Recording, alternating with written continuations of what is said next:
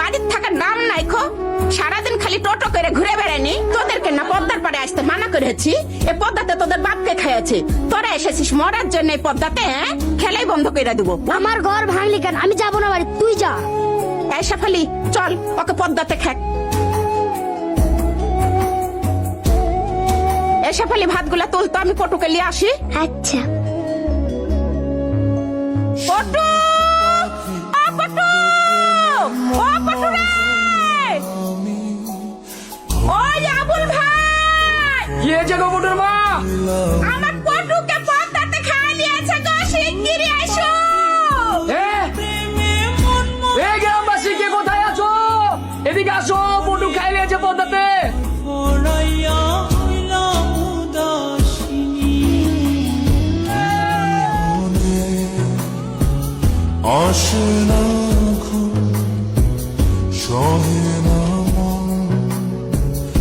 আর বেশিক্ষণ থাকবেন না, বাড়ি চলেন। কেন, সমস্যা কোথায়? পদ্মা কিন্তু মানুষ খায়। পদ্মা মানুষ খায় মানে? হ্যাঁ স্যার, কদিন আগে এই পদ্মা আমার ছোট ভাইকে গিলা খাইছে। কিভাবে? আমরা ওইখানে খেলছিলাম, আর পটু বালু দিয়া ঘর বানাচ্ছিল। পটুকে? আমার ছোট ভাই স্যার। মা ঈশা বলল বাড়ি যাওয়ার লাগে।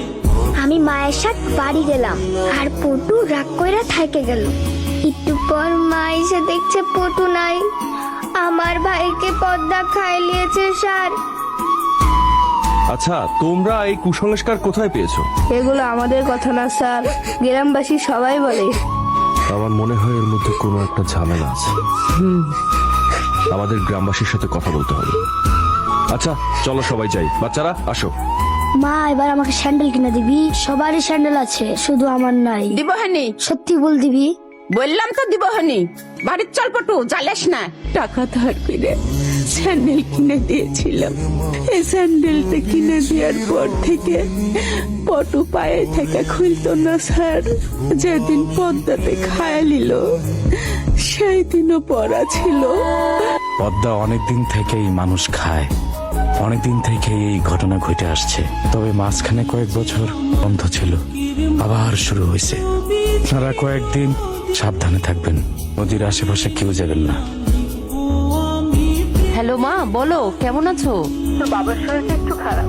কি বলো? আমি কি তাহলে চলে আসবো? না না, আসার মতো পরিস্থিতি হলে আমি তোকে বলবো। আচ্ছা মা, বাবার দিকে খেয়াল রেখো।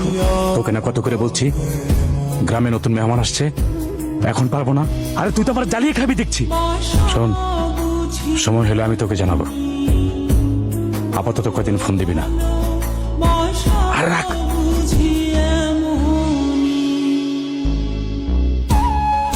এই তোরা জানিস আজকে না আমার সামনে ম্যাডাম স্যারকে জড়ায় ধরেছে। তবে শরম পেয়েছিস? মনে হয়েছে ম্যাডাম স্যারকে না, তোকেই জড়িয়ে ধরেছে। জায়গাটার মতো আজকে তোমাকে অনেক সুন্দর লাগছে। মতলব কি? মতলব কিছুই না, এমন সুন্দর একটা জায়গা, আর এত সুন্দর একটা মানুষ পাশে বসা, আর এখানে শুধু তুমি আর আমি, তাই একটু প্রেম প্রেম পাচ্ছে। স্যার, এখানে বেশিক্ষণ থাকা যাবে না, একটু পরে এখানে ইয়া বড় বড় শিয়াল বাড়াবে। তুই ভাই যা, যা ভাই, আসতেছি, যা যা। যাচ্ছি, আপনারাও আসেন। লালুর বাচ্চা দিল মুখটা নষ্ট করে। ধুর, গরু খোঁজার আর সময় পেল না। এই ওটা জমেলা না? মেলাই তো। চলো জমেলার বাড়ি গিয়ে ওর সাথে একটু গল্প করে আসি। আরে স্যার যে, ম্যাডামও দেখি। আসেন আসেন আসেন, দিদি বসতে দেই। আরে সমস্যা নাই, আমরা তো তোমার মতোই সাধারণ মানুষ। তা বলো, দিনকাল কেমন যাচ্ছে? এই তো ম্যাডাম, কোন রকম। তখন আমি মেলা ছোট, শহর থেকে আমার বাপ মা কাজ শেষ করে নৌকায় করে বাড়ি আসছিল। নদীতে মেলা পানি, ভরা পানি স্যার। এরপর নৌকা কিছু দূর আসতেই পানির ফাঁকে পড়ে ডুবে গেল। ব্যাস, আবার সব শেষ। এরপর থেকে জীবন তো চলতে হবে স্যার। আমি এর কাছে ওর কাছে নিয়ে খেতে খেতে বড়